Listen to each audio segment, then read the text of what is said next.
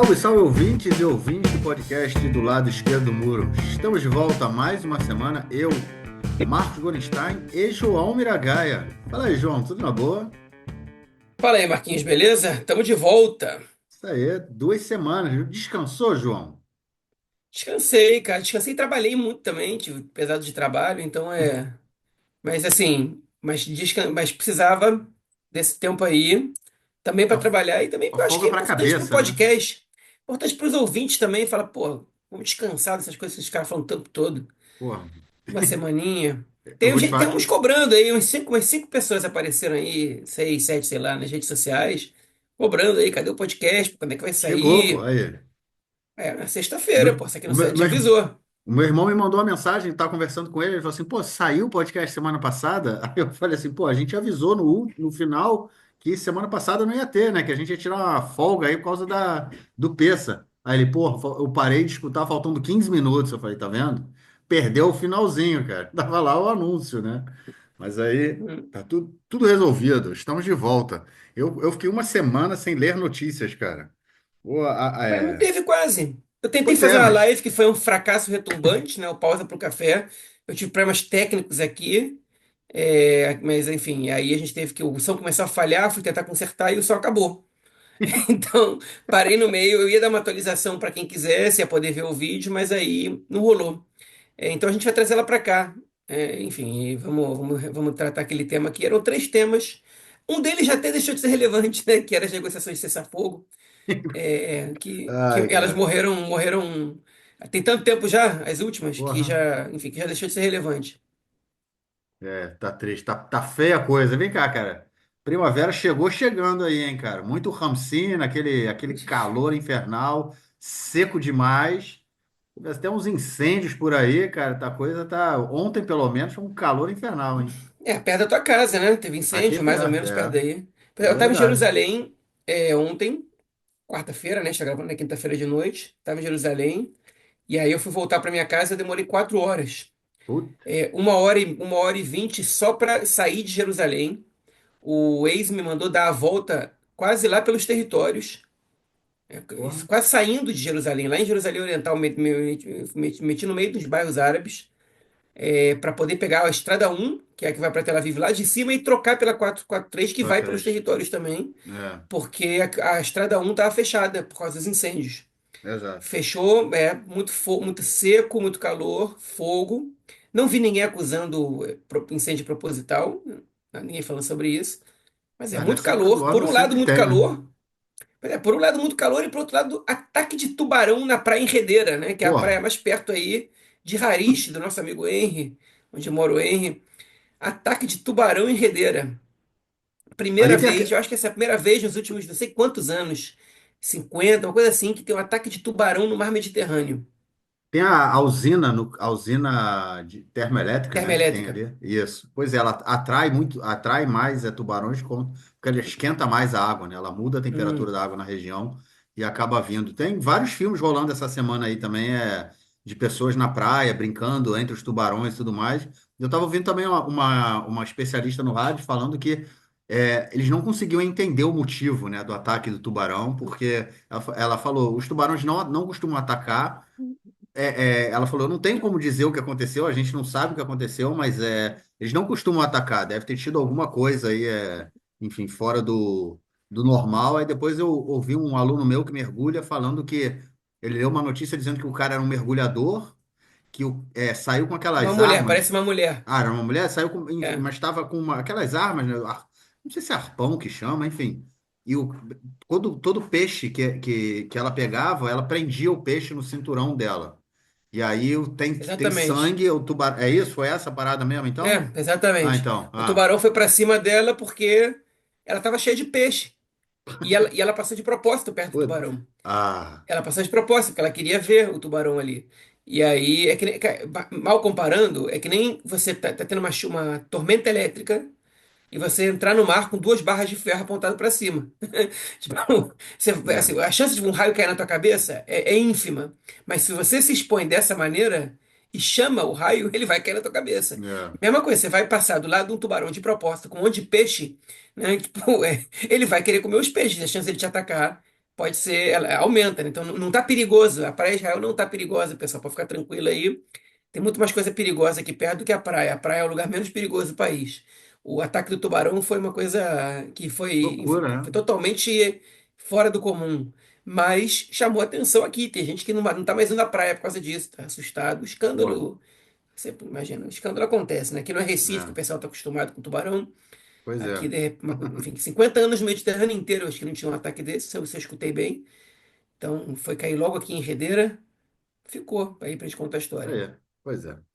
Bom, gente, como já está virando aí tradição, na verdade é a segunda vez, né, que isso vai acontecer, a gente vai dividir, falar para vocês aí a divisão de blocos do programa, o menuzinho, né, que é tudo que a gente vai comentar aí no primeiro bloco, como isso já é de costume, isso sim já é tradição, né? A gente vai tratar da questão da guerra, tudo que aconteceu em Gaza essa semana e também envolvendo a autoridade palestina, que o Mahmoud Abbas, o presidente da autoridade palestina, deu declarações aí um tanto quanto polêmicas e pesadas, e a gente vai tratar também da questão do acordo Irã-Estados Unidos, né? O acordo nuclear que está sendo discutido entre os dois, e também sobre sobre um vazamento que saiu no New York Times essa semana, falando da intenção de Israel de já no mês que vem realizar um ataque às instalações nucleares no Irã. No segundo bloco, a gente vai tratar de questões da política interna, né? Vai falar sobre a repressão policial às manifestações contra a guerra, sobre investigações que estão sendo feitas pelo Shin Bet, né? Pelo Serviço Secreto de Segurança,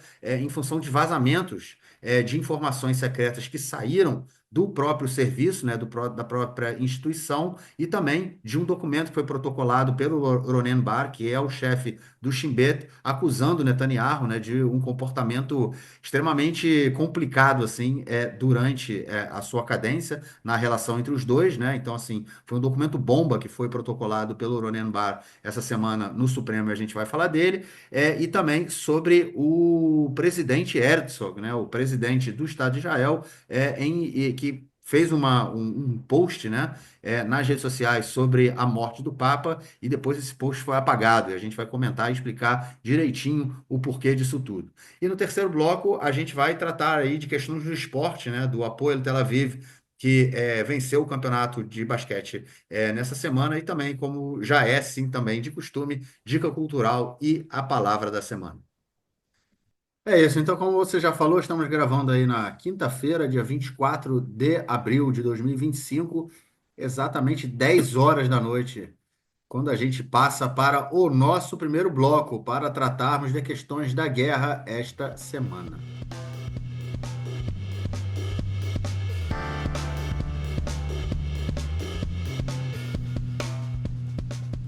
Bom, João, sei lá, eu não consigo nem mais pensar no que dizer sobre a guerra em Gaza, que foi renovada aí, né, a violência em outro nível, né, vamos dizer assim, a violência nunca parou, na verdade, mas enfim, desde o dia 18 de março, quando o cessar-fogo caiu de vez, a gente voltou a ter ataques israelenses em todas as regiões da faixa de Gaza, controle israelense de muitas regiões da faixa de Gaza também, comentamos isso aí no nosso último episódio, sobre as diversas áreas que estão sob controle do exército de Israel, e onde os palestinos estão sendo evacuados e colocados aí em outras regiões, pela faixa de Gaza de uma forma geral, que na verdade nem estão sendo marcadas como regiões humanitárias, né? Têm sido bombardeadas também. E o que a gente vê é também o aumento da fome, o aumento daquela situação precária que a gente viveu no ápice aí da guerra, né? Quando a gente tinha muito tempo sem entrada de ajuda humanitária. A gente volta a ter essa realidade, já que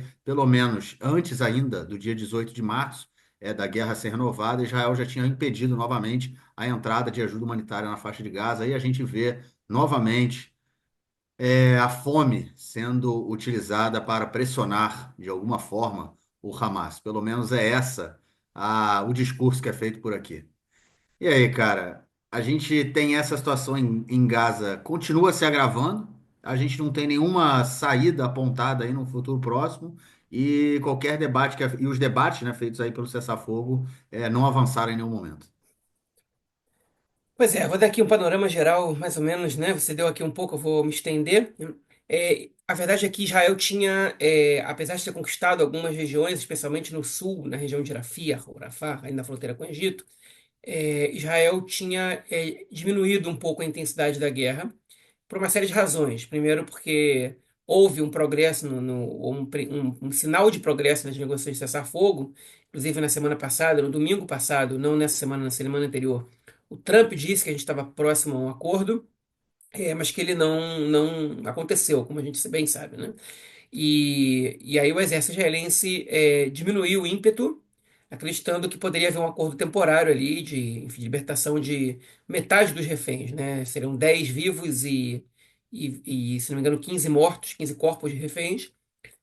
Mas, enfim, como a gente comentou, não aconteceu. Nos últimos 2 dias, o exército aumentou a intensidade na faixa de Gaza. Uma das razões pelas quais o exército também diminuiu o ímpeto é porque o Eyal Zamir, que é o chefe das Forças Armadas, afastou uma série de reservistas que assinaram cartas é, condenando, na verdade não exatamente condenando, mas pedindo o fim da guerra e o retorno dos reféns. E o conteúdo dessas cartas geralmente toca no ponto que é que a pressão militar não vai trazer de volta os reféns, que é o contrário do que o exército divulga, né? O exército divulga que consegue êxitos e que consegue que se aproxima dos reféns e que enfraquece o Hamas. E de alguma maneira a gente entra em uma situação muito controversial, porque por um lado o reservista é um cidadão normal que está sendo convocado e no momento que ele não é soldado, ele pode fazer o que ele quiser. Ele pode se manifestar dentro da lei, obviamente. Ele pode se manifestar da maneira que ele quiser. Soldados realmente não podem levar política para dentro das bases, mas quando o cara é reservista, está fora do serviço, ele pode assinar a carta que ele quiser. E o Exército decidiu por afastar essas pessoas que assinaram essas cartas, alegando o seguinte: se assinou essa carta criticando o Exército, depois está dentro do Exército, já está levando a política para dentro da guerra de qualquer maneira. Enfim, e é uma situação realmente controversial, porque eu entendo a visão do Exército. O Exército não pode correr o risco de que reservistas contaminem o ambiente ali, e duvidando, por exemplo, do Exército naquele momento. Só que esse contágio ele acontece de uma maneira ou de outra, porque se você não bota esse cara para dentro, você já está contagiando o ambiente, você está afastando reservistas, você influencia nos batalhões, nas brigadas, e isso obviamente influencia nos outros soldados. O que que isso gera? Isso gera duas situações. A primeira, que é a médio e longo prazo, a gente pode até ver ocasionando algumas ações. Pode ser que isso influencie, pode ser que não, mas é a presença de soldados ou mais alienados à situação política ou mais ligados à direita. E isso pode fazer com que os soldados mais responsáveis, digamos assim, que não estejam presentes, é, não possam mais evitar mais abusos do que já são cometidos. E a curto prazo, o que isso gera é uma diminuição das forças e, obviamente, um impedimento para que o exército possa realizar os projetos que o Eyal Zamir está tentando colocar em prática. Mas, por essas duas razões principalmente, a intensidade diminuiu e agora aumentou um pouco. A gente vai comentar também sobre a questão da fome em Gaza. Porque aconteceu há 6 semanas, Israel proibiu a entrada de ajuda humanitária na faixa de Gaza. E há 6 semanas não entra nada. E qual era o argumento do gabinete israelense? É que enquanto o Hamas não libertar os reféns, não vai entrar nada em Gaza. Eles, os setores mais extremistas do governo pressionam o governo para fazer isso desde o 8 de outubro. De fato, eles fizeram no início da guerra, mas depois eles foram obrigados a liberar, pelo menos parcialmente, ainda que menos que suficiente, mas a entrada de ajuda humanitária, porque, enfim, você não tem condição de matar as pessoas de fome. É uma situação que eu acho que, nesse sentido, não estou dizendo que ninguém morre de fome em Gaza, mas se causa uma fome severa que atinge toda a população, não existe, a comunidade internacional não intervir de maneira prática ali, né? E o governo israelense sabe disso. Então, eles tanto sabem disso que reparem bem na situação. O que eles estavam alegando é o seguinte: agora que a guerra voltou, não entra nada. Agora a gente tem o respaldo do Trump, que diz que a gente pode criar um inferno na terra em Gaza e não vai entrar ajuda humanitária até que eles devolvam os reféns. E passam 6 semanas. E o gabinete de segurança israelense, do qual participam Smotrich, Ben-Gvir e mais alguns desses proto-fascistas, enfim, neofascistas religiosos, o que vocês quiserem chamar, tudo isso cai mais ou menos adequado para eles, mas todos eles estão debatendo quem vai distribuir ajuda humanitária em Gaza. Porque o que eles querem? Que o exército israelense distribua ajuda humanitária em Gaza. com o argumento de que a ajuda humanitária não pode cair nas mãos do Hamas. Agora, veja bem, eles estavam dizendo que a ajuda humanitária não ia entrar enquanto os reféns não voltassem. E de repente os reféns não voltam e eles estão debatendo o exército de distribuir ajuda humanitária. Isso só mostra que aquilo não passa de bravata. Eles sabem que não podem não deixar a ajuda humanitária entrar. Todo mundo ali sabe. Isso é tudo discurso. Né? E por que que eles querem que o exército distribua ajuda humanitária? Porque isso é uma maneira de renovar a ocupação. Se o exército começa a se envolver em situações da vida civil de Gaza, isso é normalizar a ocupação de Gaza de maneira permanente. Enquanto o exército está fazendo uma operação militar e tem um objetivo que supostamente é acabar com o Hamas, e depois que acabar com o Hamas pode sair de Gaza, isso não interessa a esses setores da extrema-direita. Eles querem que o exército siga ocupando Gaza, justamente porque eles têm planos de reconstruir colônias em Gaza. Então, não é à toa que eles querem que o exército distribua ajuda humanitária. Só que eles alegam que o Hamas rouba ajuda humanitária, o que é verdade, mas isso não vem ao caso, porque, enfim, o fato é que só tem dois corpos que podem fazer esse trabalho hoje em Gaza. Só tem duas instituições: ou o exército israelense ou o Hamas. Não tem nenhuma organização de direitos humanos que tenha capacidade, que tenha infraestrutura, que tenha condições de fazer isso. E nenhuma potência estrangeira, nenhum soldado. Imagina o Egito manda lá 3.000 soldados para fazer isso. Aí eles vão chegar lá em Khan Yunis e o Hamas fala: acabou, aqui vocês vão dar isso para mim. O soldado egípcio, você pode até pensar, mas ele tem arma, ele pode lutar contra o cara do Hamas. Por que que um soldado egípcio ia entrar em confronto com o cara do Hamas numa situação dessa? Por que ele ia arriscar a sua própria vida? Dá logo o negócio pro Hamas e os palestinos que se virem ali. Tipo, o Hamas, obviamente, não vai desistir de exercer esse controle. E um soldado externo não tem a menor condição de impor nada ali. A menos, obviamente, que seja um soldado israelense que vai matar o cara do Hamas. Porque ele está disposto a entrar nesse confronto. Soldados de outros países não vão fazer. Então, o gabinete quer que o exército faça isso. E aí o Eyal Zamir, ele falou o seguinte: não, não vão fazer isso. Por quê? Porque não tem soldado. Uma coisa que eu mande. Vocês lembram do massacre da farinha lá de 2024, que o exército israelense foi tentar levar ajuda humanitária pela parte norte, né? Ou foi tentar liberar e de repente milhares de pessoas começaram a ir para cima da comida e os soldados começaram a achar que iam ser atacados e aí, enfim, morreram mais de 100 pessoas. Né? Tiraram e aí foram pisoteados, enfim, um desastre, uma das cenas mais grotescas da guerra. O chefe das Forças Armadas, ele tá ali para defender os soldados. Então ele falou: de jeito nenhum que eu vou fazer isso. Eu não vou botar o exército para distribuir ajuda humanitária.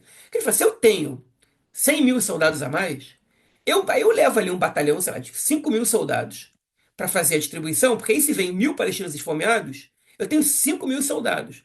Agora eu não posso levar 200. Não é minha prioridade aqui. Tipo, então a gente vai ter que cancelar tudo. Né? E ele falou: não é a função do exército, eu não vou fazer. E aí teve uma discussão acalorada no gabinete, que você tem que fazer, você é nomeado para fazer isso, você não é, você tem que obedecer às determinações políticas. O Netanyahu já em novembro já tinha pedido para o exército estabelecer um plano disso, e o ex-chefe das Forças Armadas, o Artsy Alei, falou: não vou fazer. E aí o Netanyahu pediu um plano, que até agora não foi, porque não tem plano. É ou o Hamas ou o exército. O exército fala: não tem soldado, é o Hamas, não tem outra. E o, E aí agora o Netanyahu ficou quieto na reunião, deixou muito convenientemente os membros do governo do gabinete atacarem o Eyal Zamir, que é o chefe das Forças Armadas, que não deixou barato e atacou de volta. E ele pediu para até terça que vem o exército preparar um plano. Spoiler, o plano não vai ser aprovado pelo gabinete. O exército não vai fazer isso. O Eyal Zamir tem condições de bater de frente com o governo, porque ele foi nomeado por esse governo não foi pelo Gallant, que é o ex-ministro da Defesa, foi pelo Israel Katz, que é o atual ministro da Defesa. Foi quem o Netanyahu escolheu para botar ali. E ele foi nomeado tem 2 meses. O governo não pode demitir o chefe das Forças Armadas nesse momento. Não tem a menor condição. Então ele tem condição de bater de frente, eleger as prioridades.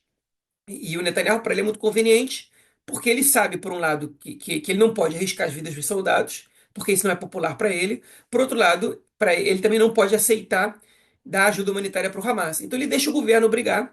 E por enquanto, quem paga o pato por isso, obviamente, são os palestinos de Gaza. E por que que eu digo isso? Porque a fome severa em Gaza, ela atingiu os piores patamares desde o início da guerra.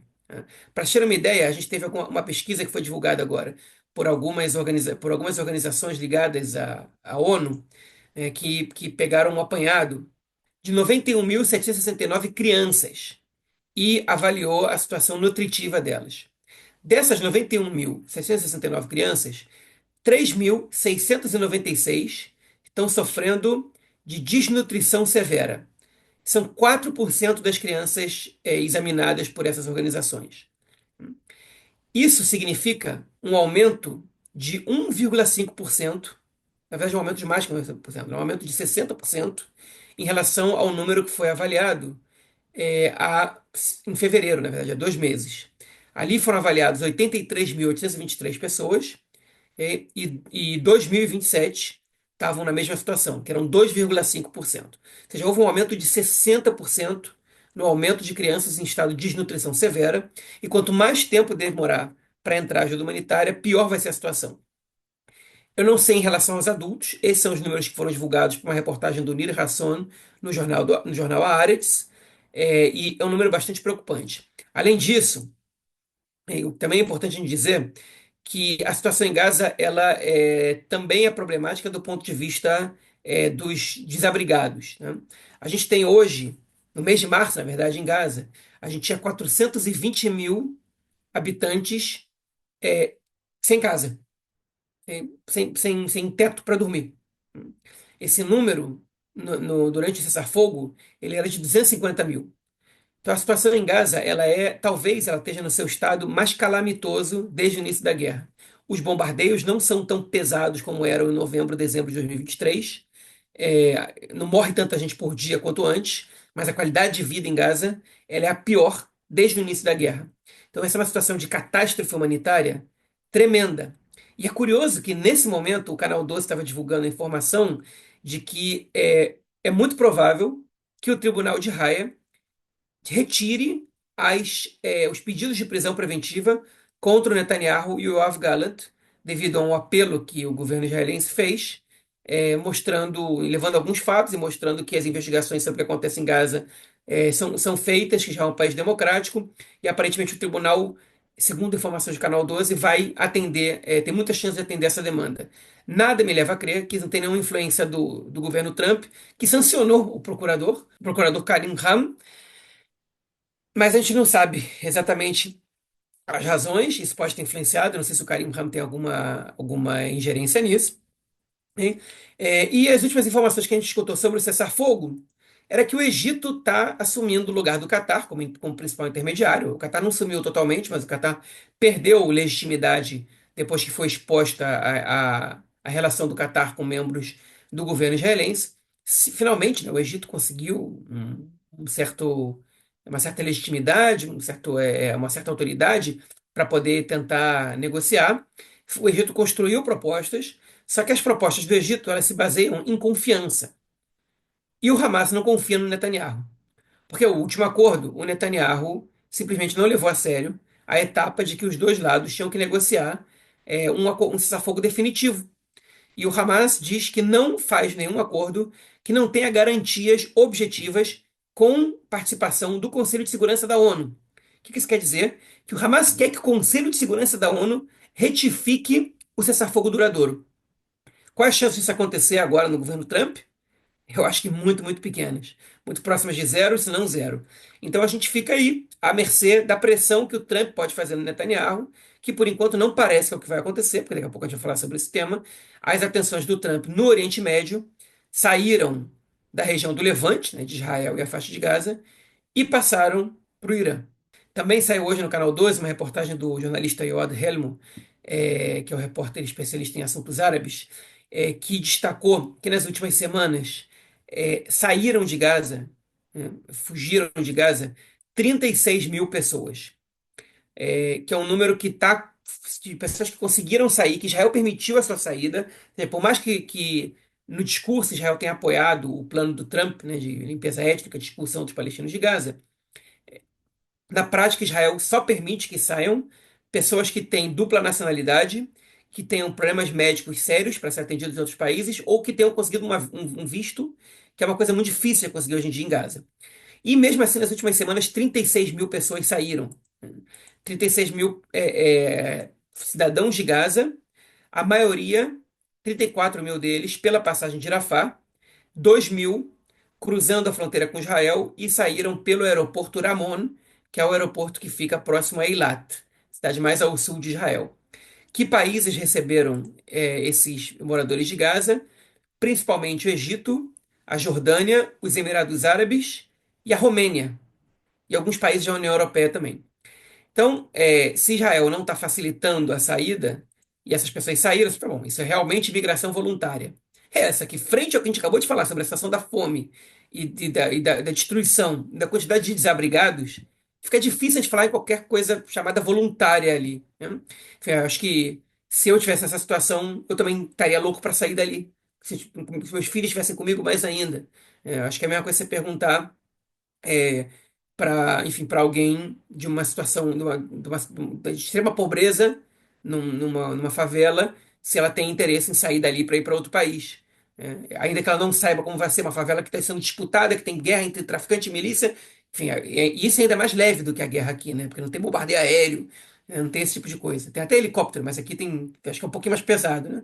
E você acha que as pessoas, muitas pessoas ainda vão dizer que quero sair daqui na hora? Agora mesmo? É óbvio que sim. Tem a questão do nacionalismo palestino, tem a questão de você cuidar da tua terra, e isso faz com que muita gente queira ficar. Mas também vai ter muita gente querendo sair. E chamar isso de voluntário não é só não é só equivocado. Chega a ser hipócrita, né, tu tratar isso como voluntário. Eu destruo tua casa, te deixo com fome, bombardeio, te boto em perigo de vida o tempo inteiro, você e teus filhos, e você vai sair de maneira voluntária, isso é uma expulsão. É mais ou menos a discussão sobre meritocracia, né, cara? As pessoas que defendem a meritocracia querendo colocar no mesmo patamar, vamos dizer assim, é, adolescentes que passaram, que tiveram uma vida extremamente difícil, em situação financeira, situação social e tudo mais, e adolescentes que tiveram uma vida muito mais confortável, e como se eles estivessem no mesmo patamar, para a partir daí começar a disputar uma vaga na universidade ou uma vaga de trabalho, enfim homens e mulheres que nunca saem do mesmo patamar de igualdade, né? Então, discute-se uma meritocracia a partir daí. E a mesma coisa essa questão dessa imigração voluntária, né? Que voluntário é esse quando você sofre, né? Tá numa situação como essa. Voluntário foi a decisão de vir morar aqui, né? Eu acho que ela não foi, ela não partiu de nenhuma. A nossa decisão de deixar o Brasil não partiu de nenhum elemento de pressão, como hoje os palestinos de Gaza sofrem, né, para dizer aí. Enfim. Mas eu queria fazer comentários, É, outros comentários. muitos israelenses também vieram parar aqui, ou descendentes, né, porque também não tinha opção. Porque não Foram tinha expulsos opção. de seus Exato, países, eram refugiados exato. do Holocausto. Do No Holocausto. nosso caso não foi assim, mas no passado, Exato. pois é, Israel foi um país que abrigou pessoas que não tinham para onde ir, simplesmente. Isso, exatamente também, como você estava falando também, eu estava pensando nisso, já que você tocou aí na questão de sobrevivente do Holocausto. A gente, eu esqueci de falar disso, esquecemos de falar disso na abertura, né? Hoje, a gente está na quinta-feira gravando, terminando aqui, né, o dia do Holocausto, que ele é relembrado aqui em Israel, no dia, foi lembrado no dia de hoje. Enfim, o país inteiro para, né, para lembrar aí os 6 milhões de judeus que foram assassinados pelos nazistas durante o Holocausto, então, fazendo aí também essa lembrança. Bom, enfim, o que eu queria fazer outros comentários aí sobre a questão da guerra e de Gaza, né, o que está acontecendo. Você comentou sobre a questão dos Smotrich e tudo mais. Ele, inclusive, fez uma fala essa semana que ele disse que os reféns não são a prioridade, né, da guerra. Eles não são o principal objetivo de guerra não é trazer os reféns de volta, né? Ele falou isso abertamente. Então, enfim, depois de um ano e quase 7 meses de guerra, né? Enfim, o Smotrich falou abertamente o que ele pensa. Ele já vinha deixando isso claro muitas Ele vezes, já tinha né? dito isso, ele já tinha dito Mas ele, isso. ele, ele, ele nunca. Eu Ele acho que. deixava numa dúvida, ele falava, não sei se os Isso. reféns são o Pois é. principal. Dessa vez ele falou, eles Isso. não são. Foi a primeira vez que ele deu, né?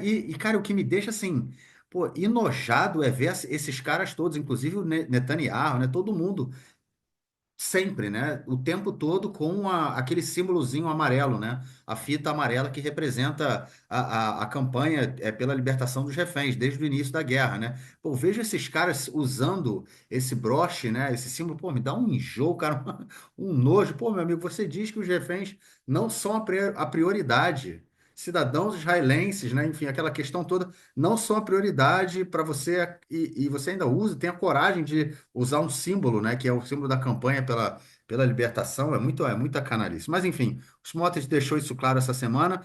A gente tem a questão dos reservistas, né? Eu acho que são cerca de 40% dos reservistas que não estão comparecendo, né? Eu acho que essa é uma média, eu vi essa semana, que é uma média razoável, né? Se a gente for pensar aí, o número de pessoas que, boa parte o exército de Israel, as Forças Armadas são pensadas como uma força armada majoritariamente de reservistas, né? E a gente tem essa grande parcela aí que não tá voltando, né? Para quando recebe aí novas cartas, né, exigindo o comparecimento. Parte deles porque não concordam mais com o que está acontecendo e vem aí toda essa questão política envolvendo a continuidade da guerra, e outra parte também que é o pessoal que já está de saco cheio e fala, meu amigo, não vou voltar para aquilo lá, não tem nada o que se fazer lá, e a galera, enfim, tá vendo que é um caso perdido, né? O governo de Israel está completamente afundado na lama de Gaza, né? Da Botzatzat, tem essa expressão que a gente usa aqui bastante. Então, aí a gente comentou disso já há muito tempo, cara. Olha só, eu tô lembrando aqui quando é que foi a primeira vez que eu usei essa expressão de Botzatzat e da lama de Gaza, e tem tanto tempo e a gente continua nisso aí, né? Quanto ao Zamir, cara, eu acho que tem uma questão que é muito interessante, assim, que se por um lado ele consegue botar essa banca, né, e colocar essa pressão, como você falou, de dizer, ó, eu não vou fazer isso, né, não, o exército não vai ser não vai voltar a ser o responsável por questões civis na faixa de Gaza, porque é isso que envolve também, né? No momento em que o exército ele começa a distribuir alimentos na faixa de Gaza, ele começa a ter uma atuação em áreas que deveriam ser organizadas pela população civil, por uma população civil, no caso, né? E o exército passa a ter essa função. Então ele acaba realmente, como você colocou, visando, se transformando em uma força ocupante que, inclusive, é responsável por atuar no dia a dia da população da região. Só que nenhum exército é feito para isso, né? Nenhum exército é pensado. Quem organiza o dia a dia de uma população é a polícia, não é o exército. São duas forças com duas funções diferentes, né? Então, o que o Smotrich quer, na verdade, é realmente com que o exército passe a ter funções da mesma forma que tinha na Cisjordânia no início da ocupação, né, acabando sendo responsável aí pela administração civil da Cisjordânia, que inclusive é hoje o nome do ministério, né, um dos ministérios que o Smotrich assume, né, assumiu, que é a administração civil da Cisjordânia, que é um ministério dentro do ministério do Exército. É, Ministério do Exército, né? Da Defesa. E a questão do cessar-fogo, né? A gente teve essa semana também, essa semana não, dessas últimas 2 semanas, discussões sobre o cessar-fogo. O Israel apresenta uma proposta de cessar-fogo para o Hamas, que ela não falava em final da guerra, e ela exigia que o Hamas aceitasse o seu desarmamento e o fim do grupo, né? Como é que chama isso? Vamos dizer assim, desfazer, né? Se o grupo fosse desfeito. Obviamente, o Hamas não aceitou, falou que não fazia sentido, né? Aquela proposta, e fez uma contraproposta, falando que é a libertação dos reféns pelo final da guerra e a desocupação da faixa de Gaza, e, obviamente, a gente volta àquele impasse inicial, né? Que eu não consigo entender como assim, é fato que quando Israel apresenta uma proposta para o Hamas dizendo, ó, a nossa proposta é que vocês se rendam, o Hamas vai falar, não, não vou, né, meu amigo? 1 ano e 7 meses de guerra agora, tu vem falar, se renda, eu vou me render? A coisa tem que ficar, no caso, muito mais feia do que tá, né? Eu acho que para o Hamas, em algum momento, pensar alguma coisa nesse sentido.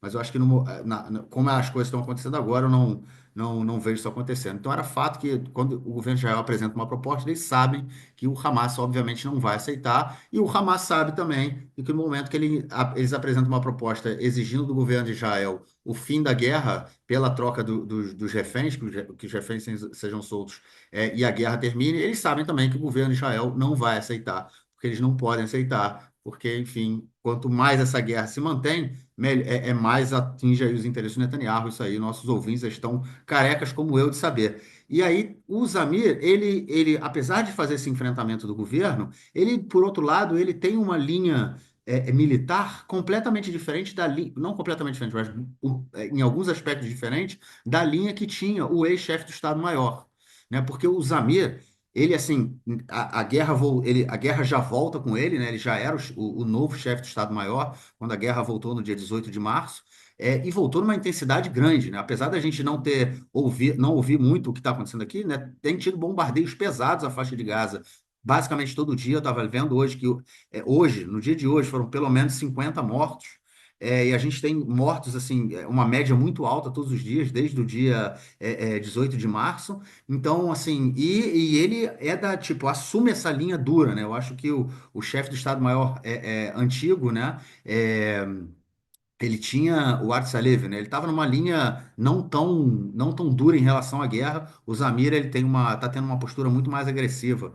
Pelo menos eu tenho visto dessa forma, que acaba indo assim junto, né, com a linha que o governo também quer para a faixa de Gaza, né? A partir do momento que o governo quer a submissão do Hamas, né, que o Hamas dê lá os três tapinhas e desista, eles precisam colocar mais violência, mais força e mais destruição. E é isso basicamente que a gente tem visto também aí desde da retomada da guerra. Então essa confusão aí, né, que a gente não consegue ver uma luz do fim do túnel, né, cara? Muito, a gente assim, mais tempo passa, a gente saiu agora da festividade de Pêssar, né? E ficar pensando, cara, não tô acreditando que é a segunda vez, cara. A gente tá na segunda festividade de Pêssar e, pô, ainda tem 59 reféns na faixa de Gaza, ainda tem a guerra na faixa de Gaza, a destruição total da faixa de Gaza e, enfim, nada muda. E dá aquela, né? Enfim. Bom, vamos para a próxima, João. Abu Mazen, é isso mesmo, Mahmoud Abbas, cara. O que você prefere, Abu Mazen ou Mahmoud Abbas? Enfim, ouvintes que não sabem, é a mesma pessoa. É o presidente da Autoridade Palestina que atacou o Hamas, chamou o Hamas de filhos de cachorro, né? Bnei Klavim, né? Um Bnei Klavim em xingamento hebraico, em em árabe hebraico, deve ser né? Bnei Kalabim, Bnei Kalab. Pois enfim, Kal- um xingamento pesado, né? Lembrando que os muçulmanos não podem ter cachorros em casa, né? É uma questão também da impureza do Cachorro, animal. eu não sei se são só os muçulmanos, eu acho que isso é uma coisa cultura árabe, Ah, é? além dos muçulmanos, o cão é um animal considerado sujo, Isso. na cultura árabe. Então, eles têm uma proibição de ter cachorros em casa. E acho que isso, você só vê cachorro de rua em quantidade aqui em Israel, em aldeias e cidades árabes. Em judaicas, em geral, seria gato de rua, mas cachorro é mais difícil. Ok, pois é. Enfim, e aí o Abu Mazen chamou o Hamas de filhos, né, de cachorros e tudo mais, aquele xingamento, é, falando para eles libertarem logo os reféns e acabarem com a desgraça que está caindo sobre a população de Gaza. Sei lá, eu nem sei o que dizer disso, né, cara? Porque, enfim, a gente está nessa situação um tanto quanto complicada, eles atacam ali, a gente tem manifestações em Gaza acontecendo também, contra o Hamas, né? Já noticiamos isso aí, e talvez ele tente pegar uma carona aí nesse momento para tentar também enfraquecer mais aí o grupo na faixa de Gaza, né? O comentário dele foi assim, né, basicamente, parafraseando: seus filhos de cachorros libertem logo os reféns e deem fim ao sofrimento dos palestinos, né? Mais ou menos Filho de isso que ele falou, não lembro cachorro. exatamente a expressão. E que agora, assim, eu acho, a minha interpretação desse caso é o seguinte: o Abu Mazen, na verdade, mais uma explicação da cultura árabe, né? A cultura árabe é uma maneira respeitosa de você chamar a pessoa, é você chamar ele de pai do, e aí o nome do filho mais velho. Então, o nome do filho dele é Mazen. Em Israel, todo mundo se refere ao Mahmoud Abbas como Abu Mazen, mas no exterior ele é conhecido como Mahmoud Abbas. Quando você pega um jornal brasileiro, está escrito sempre Mahmoud Abbas, aqui só vem Abu Mazen. Mas enfim, dito isso, é, qual é a minha interpretação? Por que que ele falou isso agora? O Abu Mazen, ele condenou o 7 de outubro umas 2 ou 3 semanas depois do evento. Ele foi muito pressionado para fazer um comentário sobre isso. E ele é muito cobrado até hoje, né? Por criticar o Hamas e tal. Agora, eu não estou defendendo o Abu Mazen, eu não tenho, enfim, eu não sou do partido político dele, e ele não é meu representante de nada. Hein? Agora, eu tento me colocar no lugar dele.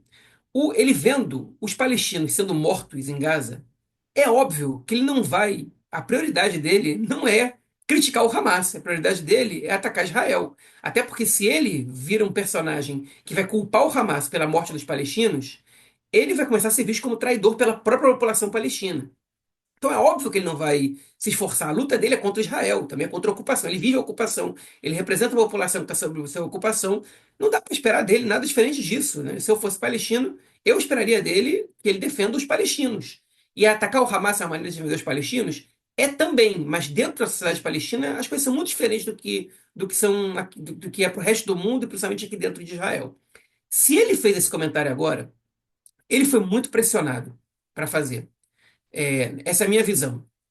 E quem pressionou é a grande pergunta. Se é a Arábia Saudita, se são os aliados do mundo árabe, se é uma tentativa de aproximação com o Ocidente, para dizer o seguinte, ó, olha para mim aqui, porque se vão ter que arrumar uma solução em Gaza, e olha para mim aqui, eu quero pressionar o Hamas, eu quero mandar essa mensagem para o Hamas. E foi muito acima do tom, né? Ele subiu muito o tom, porque chamar de filho de cachorro é um xingamento muito pesado em árabe, né? E para dentro da cultura árabe. Então, ele tentou marcar uma posição ali para o médio prazo. Por que isso? Porque alguma coisa deve estar acontecendo nos bastidores. Talvez ele queira agradar o Trump e o governo Trump, de maneira geral. Talvez ele queira, talvez ele participe de enfim, de algum diálogo, de algum debate político que tenta mudar a narrativa aqui e ali para ele se apresentar como uma figura viável para substituir o Hamas. Ele, no caso, o Fatah, o seu partido, a Autoridade Palestina. Mas isso mostra, de alguma maneira, um rompimento na narrativa. Na prática, isso ainda não tem nenhuma mudança, mas pode vir a representar no futuro a curto, médio prazo, né? Curto, na verdade, nem tão curto, a médio prazo principalmente. Nada além disso. A gente está listando porque se acontecerem coisas no futuro, esse comentário pode representar o início de alguma coisa. Como também pode passar batido daqui a 3 meses, ninguém lembrar disso. Lembrando também que a coisa na Cisjordânia continua muito, muito, muito feia. Foram mais uma semana de muitos ataques por colonos terroristas a vilarejos palestinos em toda a região, incêndios em casas, incêndios em rebanhos. Eu vi hoje, ontem, não, ontem foi quarta-feira, então isso foi no dia, foi durante o dia ontem. Um rebanho também foi atacado, casas destruídas, fogo. Enfim, o terrorismo continua correndo solto aí na Cisjordânia, como a gente vem noticiando basicamente toda semana.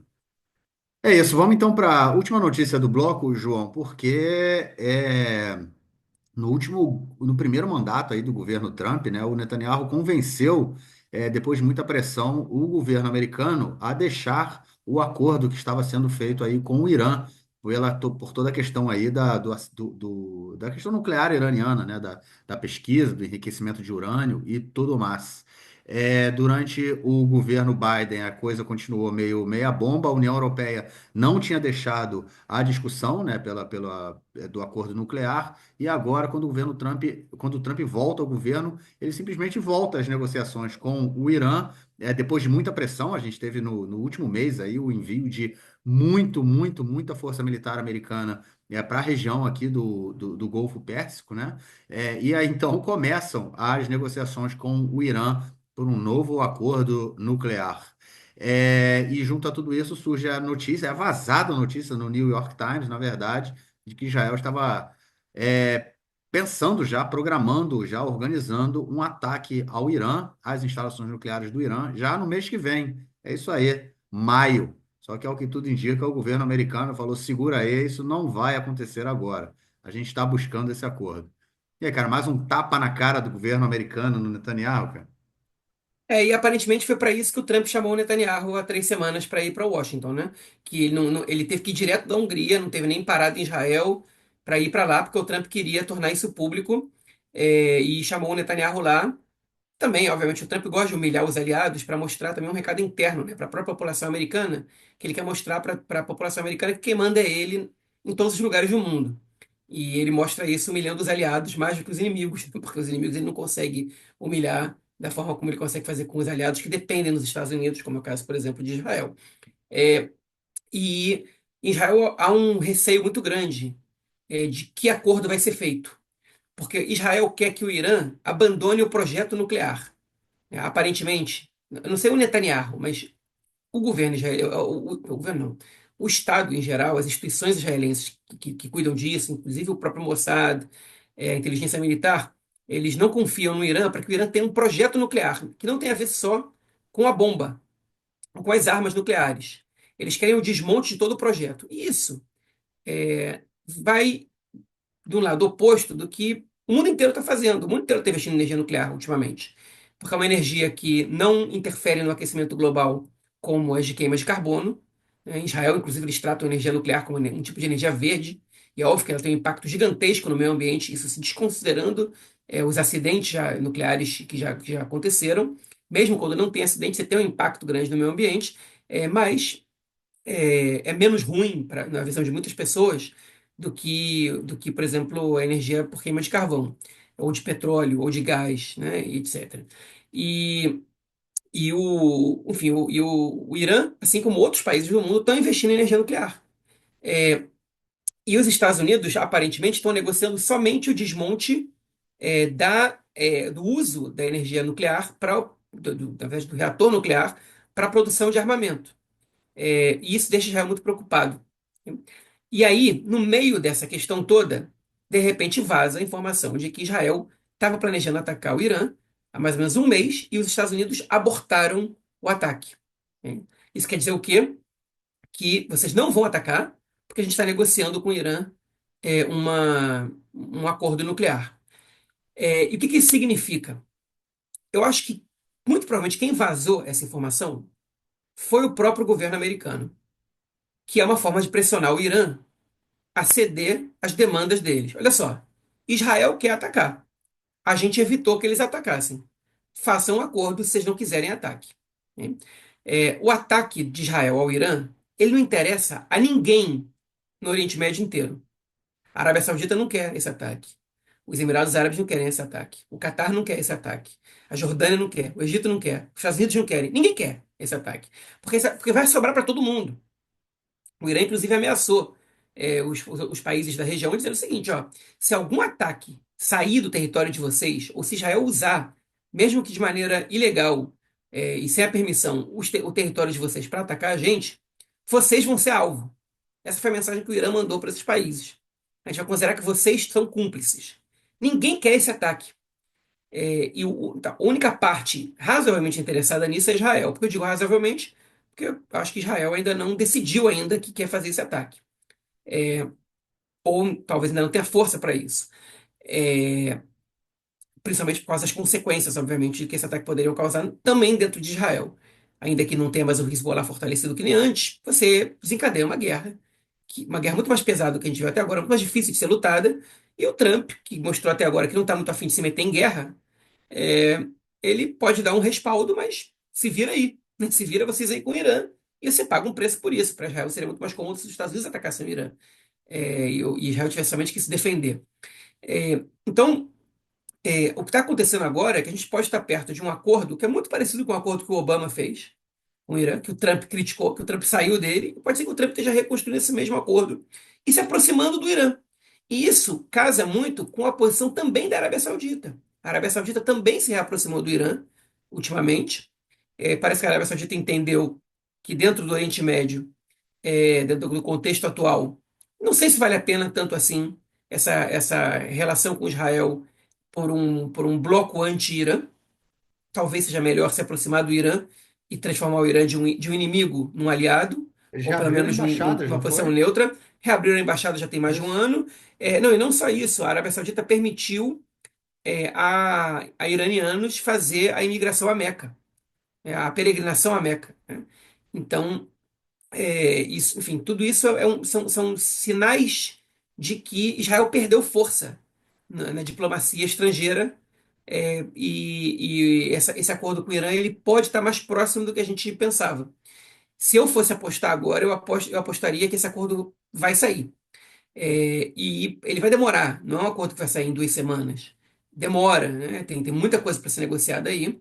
E aí, de repente, pode ser que o Irã meta nesse acordo o fim da guerra. Ó, Trump, beleza, a gente vai desmontar isso aqui, mas vocês vão tirar Israel de Gaza. E se o Trump disser acabou, acabou. Então, eu acho que essa é uma esperança também para o fim da guerra, para o fim da catástrofe, da tragédia de Gaza, para a volta dos reféns. Isso é uma possibilidade. Eu, particularmente, torço para dar certo, para que seja um bom acordo. Né? Eu, como cidadão israelense, não estou interessado que o Irã tenha armas nucleares. Aliás, eu não estou interessado que nenhum país ter armas nucleares, então acho que não é, enfim, armamento não é uma coisa positiva, eu acho que, ao contrário, o investimento que se faz em armas poderia estar sendo feito muitas outras coisas diferentes. Eu prefiro paz do que guerra, obviamente, eu não estou interessado que o Irã tenha armas nucleares, eu acho que um acordo é bem-vindo dentro das possibilidades que a gente encontra nesse momento. Talvez seja o melhor cenário. Ah, mas o acordo humilha o Irã e blá blá blá, e dá para os Estados Unidos. Isso, olha, de verdade, para mim essas são coisas secundárias nesse momento. O primeiro momento é evitar a escalada. E depois a gente vê o que dá para fazer. E se é o Trump que vai fazer, se é o Obama ou se é, sei lá, qualquer outra pessoa, não me importa, né? Eu quero que a situação desescale. E eu vejo esse acordo de forma positiva, e eu acho que o Trump está afim desse acordo para apresentar, até porque o sonho do Trump é um prêmio Nobel, né? E se o Obama ganhou um prêmio Nobel e praticamente a única coisa que ele fez para isso foi o acordo nuclear com o Irã, então acho que o Trump está mirando a mesma coisa. Imagina se o Trump consegue dar fim à guerra em Gaza, à guerra da Rússia e Ucrânia, e ainda faz um acordo nuclear com o Irã, ele realmente pode ganhar um prêmio Nobel, que vai ser um absurdo, bizarro, mas ele pode ganhar um prêmio Nobel da Paz por uma coisa dessas, que ele está perseguindo, porque simbolicamente ele quer isso, ele não quer menos que o Obama, ele quer mais. Pô, vai virar o presidente do mundo, né, cara? Se o cara faz um negócio desse. Pelo amor de Deus, né? Jogar as esperanças no Trump é uma parada muito bizarra. Que é essa realidade que a gente vive, né, cara? É muito assustador. Mas eu acho que o interessante disso tudo, né, cara, é realmente ver que como a política dele em relação a Israel mudou muito também em relação ao primeiro mandato dele, né? O Netanyahu pisou na bola com o Trump da última vez, o Trump ficou sentido, né? Ficou de mal, e agora a gente vê que realmente obviamente não é só por conta disso, né?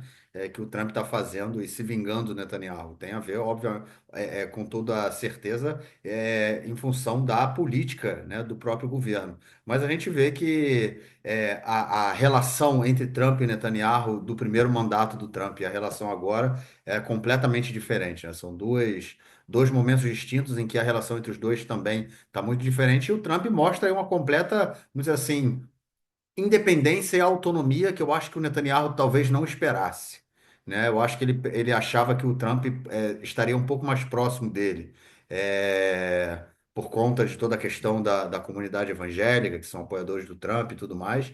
É, e essa forma como o Trump tem tratado o governo Netanyahu, primeiro exigindo, né, o cessar-fogo de 6 semanas, né, que foi um cessar-fogo exigido pelo Trump antes de ele assumir, e foi por isso que o cessar-fogo aconteceu. Agora com essa questão de impedir que Israel ataque o Irã, e para além disso, né, falando para o governo Netanyahu, olha só, cara, se o acordo for de nosso feitio, se o acordo bater bem com a gente vai fazer e não importa vocês, vocês não são a nossa prioridade nessa discussão do acordo, né? A segurança de Israel a gente entende de uma forma diferente do que vocês entendem. Então, e ele está deixando isso claro para o Netanyahu, colocando o Netanyahu ali meio que refém e reboque, né? Sem ter muita força e muita manobra para fazer, porque o Trump está tocando o maluco mesmo na parada e indo para cima. É isso. Vamos ver o que desenrola aí desse acordo daqui para frente. Bom, João, vamos então para o nosso segundo bloco, para tratarmos de questões da política interna esta semana.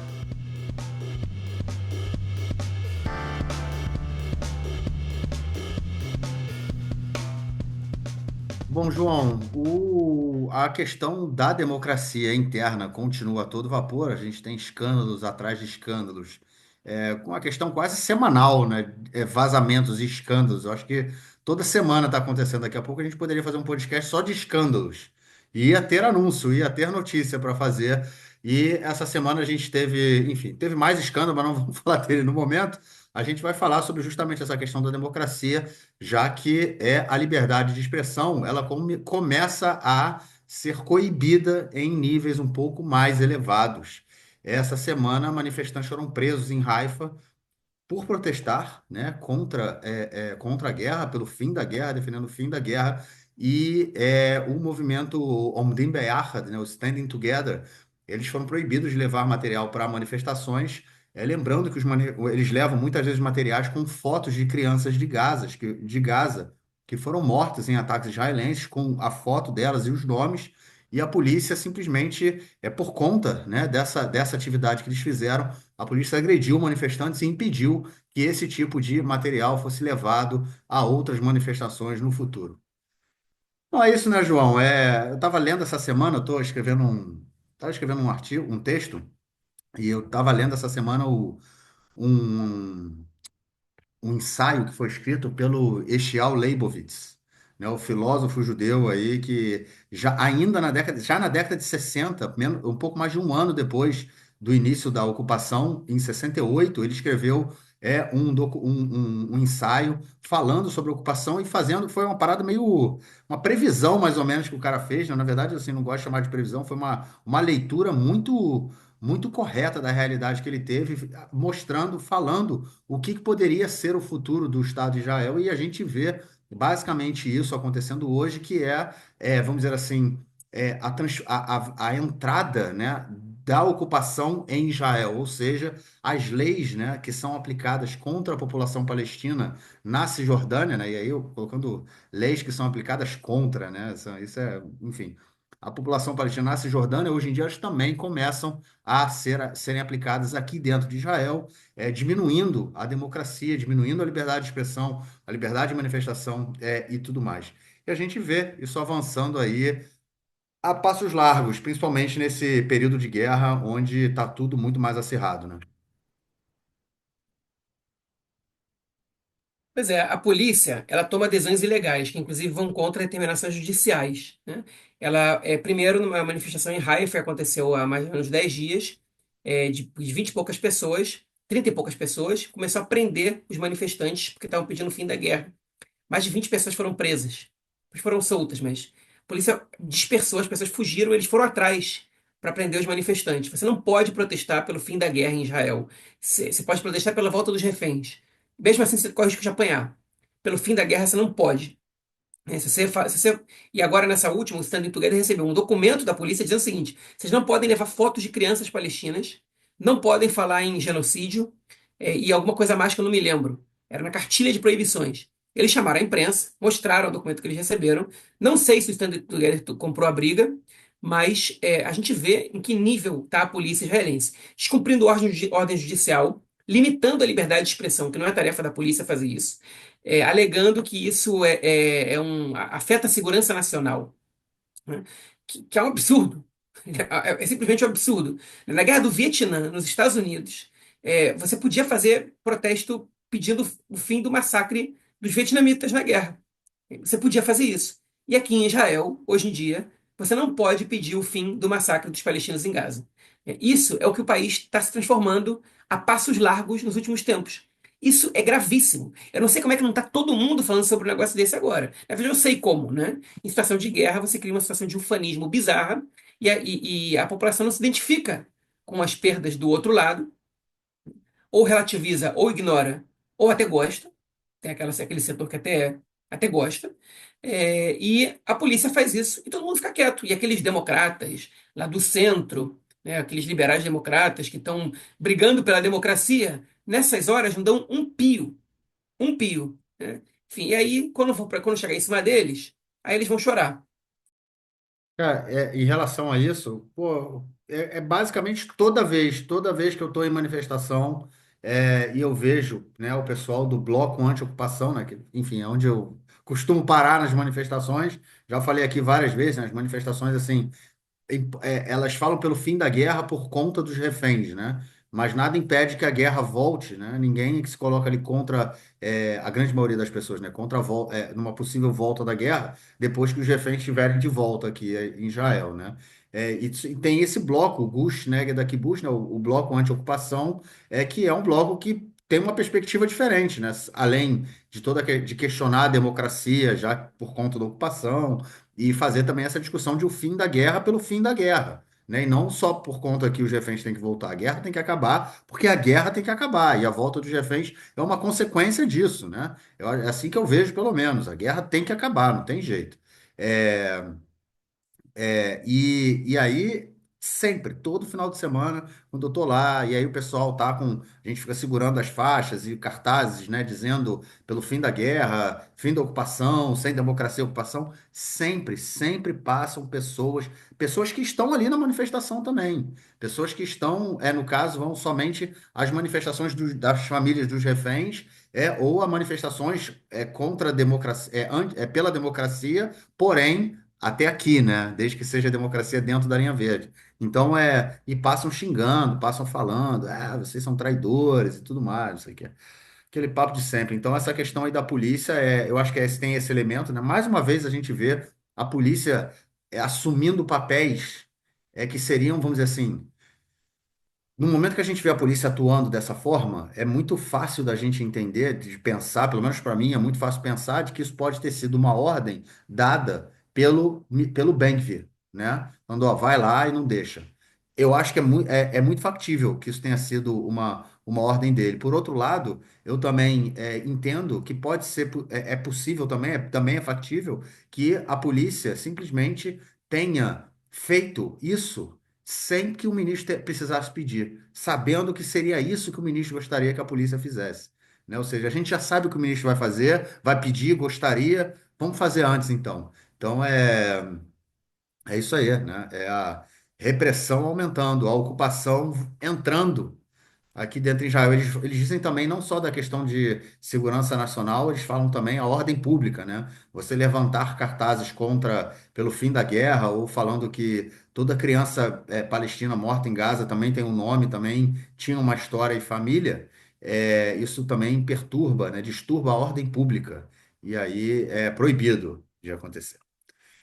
Mas o que não tem problema, João, de perturbar a ordem pública são os escândalos envolvendo ministros do governo e o Shabak. Mais uma vez, o Shabak. O Shabak investigando o vazamento de informações de um membro da própria instituição que teria passado informações sigilosas para o ministro da diáspora e amigo de antissemitas, Amihai Shikli. Ele não é só ministro da diáspora, né? É ministro da diáspora e combate ao antissemitismo, que ele é o ministério dele, né? E ele tem vários, ele é próximo de muitos partidos, muitos membros de partidos da extrema direita europeia, antissemita muitas vezes, e ele está lá com os caras. Amihai Shikli e outros, como que chama? Jornalistas teriam recebido informação secreta que foi divulgada por um membro aí do Serviço Secreto de Segurança. Pô, João, o que é muito preocupante nessa coisa toda é a gente ver que o próprio Serviço Secreto de Segurança, né, com tanto vazamento que a gente tem visto, está completamente politizado também, né? A gente vê aí já membros, não é a maioria, o Shabak ainda é um movimento, é uma instituição bem, vamos dizer assim, leal aos seus princípios, né? Não estou aqui falando dos princípios, estou aqui somente falando que eles são leais a eles. Mas a gente vê já pessoas também dentro da instituição que estão dispostas a jogar esses princípios para o alto, enfim, em função de seus objetivos políticos também, né? Pois é, só para o ouvinte que está desacostumado, Shabak e Shin Bet é a mesma coisa. Ah, é É a verdade, sigla para Sherut Bitachon Klali, que Claro. é Serviço de Segurança Geral, que é basicamente a polícia secreta interna de Israel e dos territórios, né?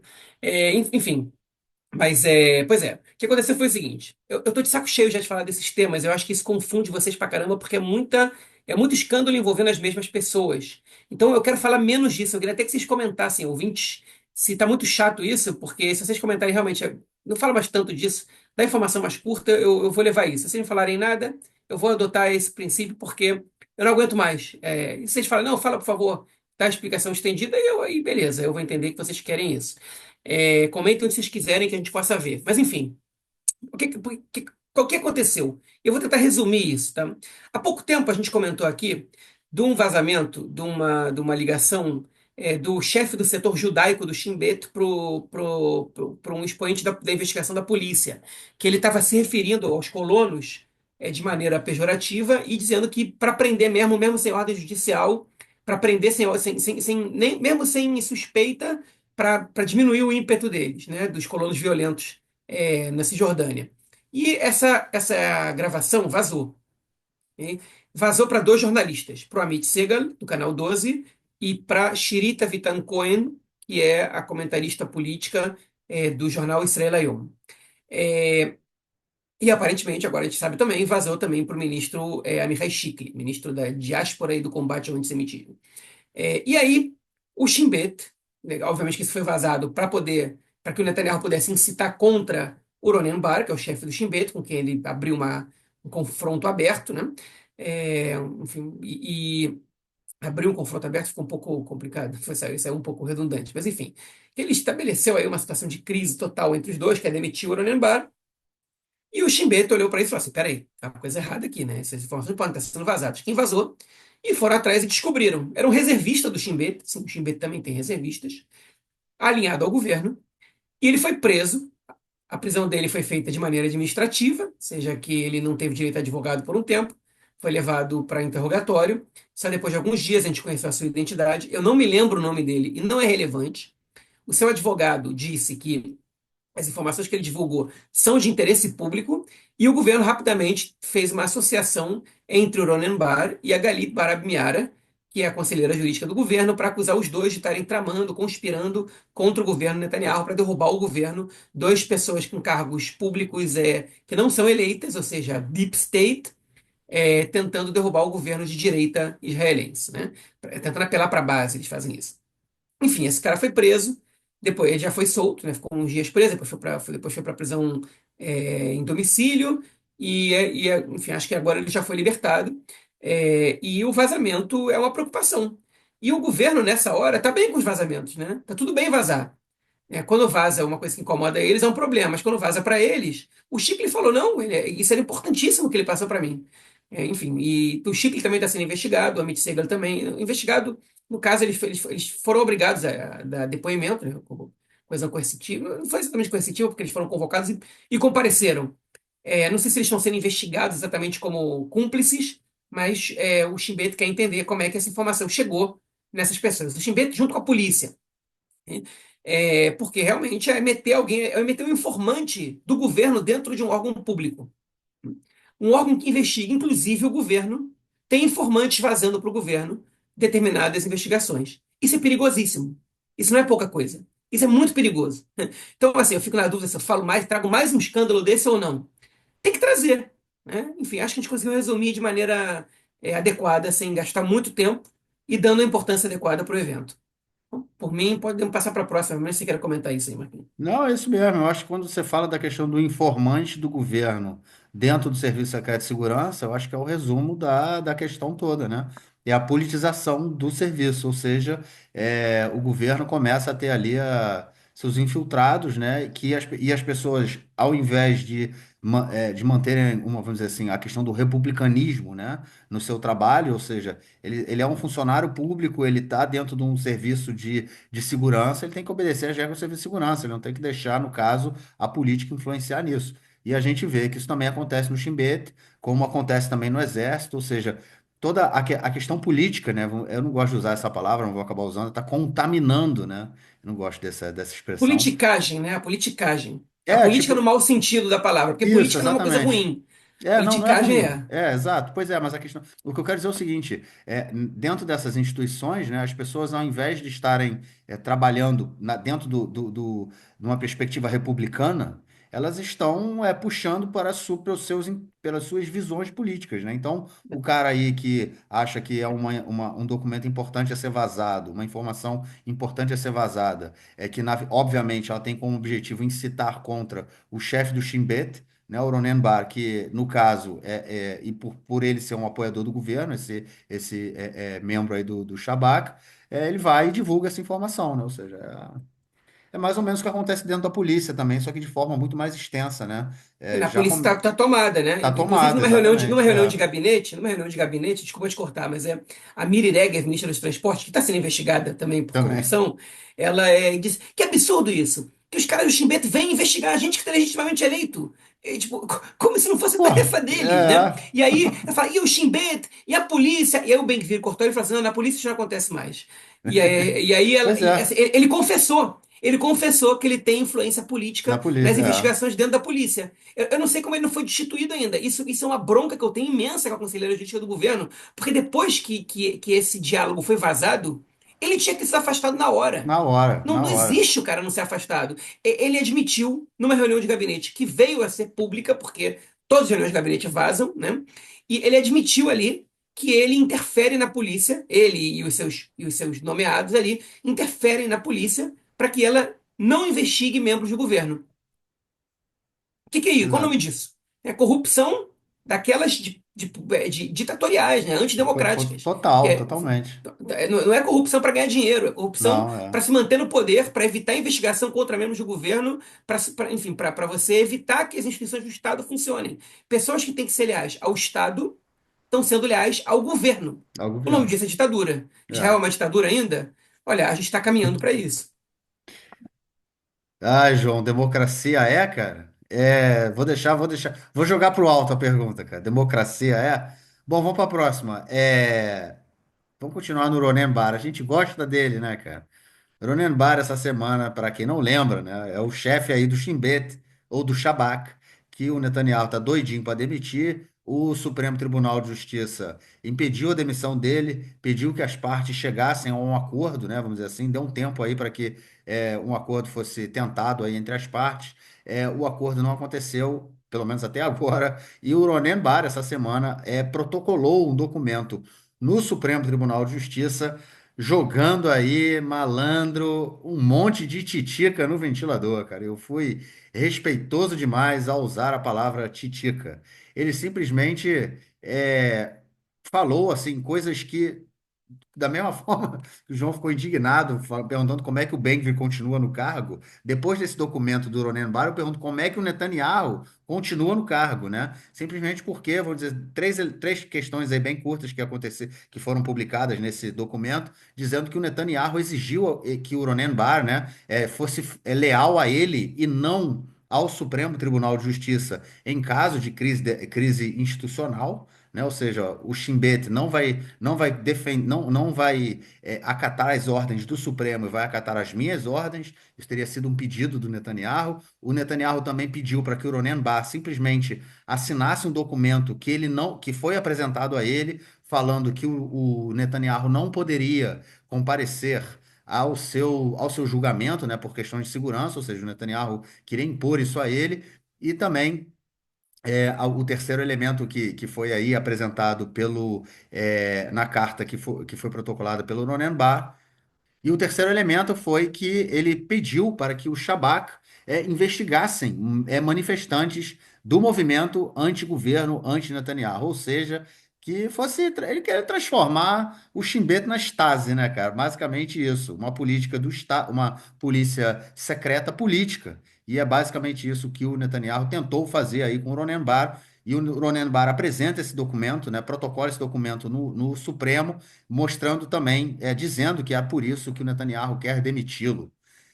E aí, cara, será que eles confiam um no outro, cara? Tô sentindo ali que tá tendo uma tensão entre os dois, né, cara? Nesse ponto, o Netanyahu tem razão, né? Realmente não tem confiança, mas Não ela é tem. recíproca. Agora, pois é, o depoimento. Vamos só voltar um pouquinho atrás para a gente contextualizar isso muito bem. Tá?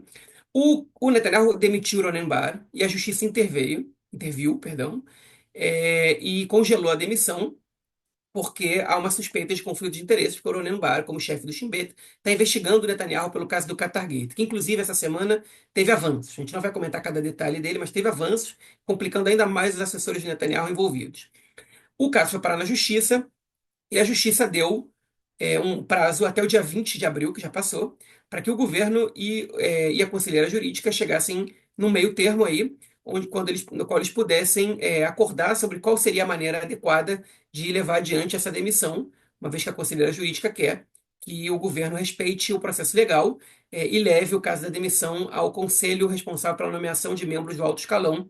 E o governo tem que explicar, tintim por tintim, por que o Ronen Bar, o chefe do Shin Bet, deve ser demitido. Nunca na história o chefe do Shin Bet foi demitido no exercício do mandato. Essa é a primeira vez, ou seria a primeira vez, porque a demissão ainda não foi consolidada. Então aconteceu isso, no dia 20 eles tinham que estabelecer. No último dia, o Netanyahu pediu para a Suprema Corte reconsiderar essa exigência e permitir a demissão do Ronen Bar, alegando danos à segurança nacional. A Suprema Corte não aceitou, não acatou o pedido do advogado do Netanyahu, e aí convocou o Ronen Bar para apresentar a sua demanda. E aí ele, no dia 21, já tinha isso escrito, registrou, protocolou e levou. Enfim, foi um documento escrito, que é aberto ao público. O Marquinhos listou parte do que ele disse aqui. Eu quero listar ponto a ponto, porque é um negócio bizarro, assustador. Ok? O que ele alegou ali? Ele disse que ele se recusou a usar a autoridade do Shin Bet de forma que isso fosse ilegal e que fosse contraditório com a função da organização, ok? De maneira geral. Por exemplo, o direito à livre manifestação. O Netanyahu queria que o Shin Bet investigasse os doadores das manifestações contrárias ao governo e também pela libertação dos reféns. E o Shin Bet, o Ronen Bar se recusou a isso. O Netanyahu teria, isso foi dito pelo Ronen Bar, o Netanyahu teria chamado o Ronen Bar para uma reunião a portas fechadas, sem a presença do secretário militar, que está presente sempre nessas horas, inclusive para registrar o que foi falado ali, e por escrito. Nessa reunião, o Netanyahu teria perguntado ao Ronen Bar se tivesse uma crise institucional entre o governo e a Suprema Corte, de que lado o Shin Bet ficaria. Ou seja, se vai ser leal a mim ou se vai ser leal à Suprema Corte. A lei, no caso, né? E o Ronen Bar teria dito que ele vai respeitar a lei. E ali a confiança do Netanyahu, ele foi embora, porque o Netanyahu quer alguém que seja servil a ele, não ao Estado. Né? Isso, pelo menos, é segundo o que o Ronen Bar está dizendo. O governo pediu dados de identificação de cidadãos israelenses que vão aos protestos. O Ronen Bar falou que não ia fazer isso. Queria ferramentas da polícia secreta para reprimir os protestos. E no caso do Qatar Gate, o Ronen Bar disse que o governo tentou silenciar o próprio Shin Bet nessa investigação, e a sua demissão seria uma dessas maneiras. Ele disse tudo isso nessa carta. Além disso, ele confirmou uma reportagem do Haaretz que disse, que o Marquinhos comentou aqui, que o Netanyahu teria pedido ao Shin Bet um relatório que dissesse que era perigoso que ele depusesse para a justiça, porque ele era alvo do Hezbollah. Depois que o Hezbollah atacou a sua residência em Keisaria, em Cesareia, quando ele não estava lá no momento, mas se o Hezbollah souber onde o Netanyahu vai estar 3 vezes por semana, ele corre risco. A função do Shin Bet é proteger o primeiro-ministro. Mas a função do Shin Bet é também garantir que as coisas vão acontecer no país. Se o Shin Bet não é competente para conseguir permitir que o Netanyahu deponha, então ele não está fazendo o seu papel. E o Ronen Bar falou: não, o julgamento pode acontecer. A gente vai garantir uma maneira de ele acontecer em segurança. E o Ronen Bar não gostou, o Netanyahu não gostou, porque ele queria adiar o seu depoimento. E ele confirmou essa reportagem do Haaretz. Ele disse isso realmente aconteceu. Ele pediu para eu escrever um relatório, que é um relatório profissional. O Netanyahu não tem capacidade profissional de avaliar esse tipo de coisa. Ou seja, era um pedido pessoal que ele estava fazendo para a organização do Estado, para que ela pudesse proteger a pessoa Netanyahu, né, que é muito grave também. Enfim, ele queria uma diretriz do Shin Bet dizendo que ele não podia continuar sendo julgado, né, que, que adiasse ad eternum o depoimento do Netanyahu. E tudo isso o Ronen Bar chegou lá, né, nessa carta, né, nesse documento que ele divulgou, e disse: para a maioria dessas declarações, ou talvez para todas, ele não tem provas escritas. Porque tudo isso foi feito através de conversas. O Netanyahu não é idiota para registrar isso. Né? Se ele está fazendo pedidos ilegais, e obviamente que o Netanyahu negou tudo, falou que é um monte de mentira, ele não tem provas escritas. No entanto, existem formas de você, na verdade, como é o nome disso? Não de você comprovar que isso é verdade, mas de você trazer mais credibilidade a esses comentários. Né? A lei israelense, ela, ela, ela considera que se a pessoa fez comentários a terceiros sobre esse tipo de conversa, logo depois dessas conversas terem acontecido, e esses terceiros confirmarem, isso traz credibilidade a essas acusações. E o Ronen Bar, quando ele publica isso e retifica e manda para a justiça, ele não pode, por lei, mentir. Se for comprovado que ele está mentindo, ele pode ir preso por isso. Ele paga um preço caro. E ele mesmo assim foi e deu a cara a tapa. E disse tudo isso. Então, isso é mais um motivo que leva a gente a crer que o Uraniumbar está falando a verdade aí. Ele comentou com algumas pessoas que confirmaram, inclusive o Arendt fez uma reportagem mostrando que o Uraniumbar levou a conselheira jurídica do governo essa questão do Netanyahu ter pedido esse relatório para que ele não pudesse depor, e a conselheira jurídica do governo não fez nada com relação a isso. Preferiu engavetar essa acusação do Ronenbar. Mas ela sabe disso, porque isso a reportagem do Aretz mostrou. Ela soube no momento. E aí agora o Netanyahu disse que é um monte de mentira e que em breve tudo isso vai ser desmascarado através de um documento dele. Só que no dia seguinte dessa declaração, o Netanyahu estava consultando seus advogados, porque da mesma maneira que o Ronenbar não pode mentir num documento desses, o Netanyahu também não pode. E o Netanyahu estava tentando passar essa responsabilidade para terceiros. Que terceiros neguem, não ele. Né? Que outras pessoas emitam visões ou posições, pessoas estavam presentes em supostas reuniões, dizendo que era mentira. Só que essas pessoas também correriam risco, né? E aí o Netanyahu tinha que entregar a resposta dele hoje e pediu para adiar para o domingo, porque o advogado dele está na Polônia no dia do Holocausto, participando de uma cerimônia em recordação a isso. Se foi de propósito ou não, eu não sei, mas ele pediu no estouro do cronômetro esse adiamento e a justiça deu. Domingo, o Netanyahu tem que enviar o documento de resposta. Vamos ver se ele vai negar mesmo, se ele vai desmentir, se ele vai ter algumas evidências de que o que ele está falando é verdade, se ele vai trazer alguma evidência, ou se ele simplesmente vai desconversar. Como, por exemplo, ele está mentindo, isso não é verdade. Mas o que que é verdade? Você não disse o que que é verdade, porque essa verdade talvez não exista. Né? Como é o caso, por exemplo, de quando a Naama Lanzimi, deputada, disse que o filho do Netanyahu está nos Estados Unidos por ter agredido o Netanyahu. Eles falam que é mentira e tudo mais, mas até agora não apareceu nenhum processo. Nada, nada, Nenhum, nada. nenhum processo de calúnia e Difamação, difamação. calúnia. Nada, zero. O que nos leva a crer que É isso é um verdade. problema para ele. Pode ser que seja verdade, né? Tem boas chances que seja verdade. Se é verdade ou não, não sei, mas o Netanyahu não está fazendo muito esforço para defender a sua honra. Nem ele, nem seu filho, que inclusive processam por muito menos, muito mais gente. Então, ficou essa questão no ar. Né? É, e é curioso, né? Porque o Netanyahu, várias vezes, ele sugeriu que as pessoas que estejam falando essas coisas façam teste de polígrafo. É isso que eu ia Só falar. que Mete ele no ele. Só polígrafo, que, pô. só que o Netanyahu não pode fazer polígrafo, porque ele tem marca-passo.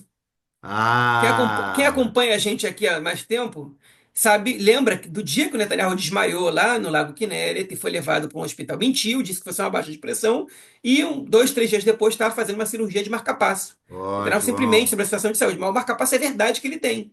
Ele não pode Mas fazer, daqui então a, é muito fácil. É mas muito daqui fácil a você pedir pouco vai ter gente polígrafo. falando, vai ter gente falando aí que ele botou o marca-passo para não fazer polígrafo, João. Aí, ó. Aí é complicado. Aí eu acho que é teoria da conspiração demais.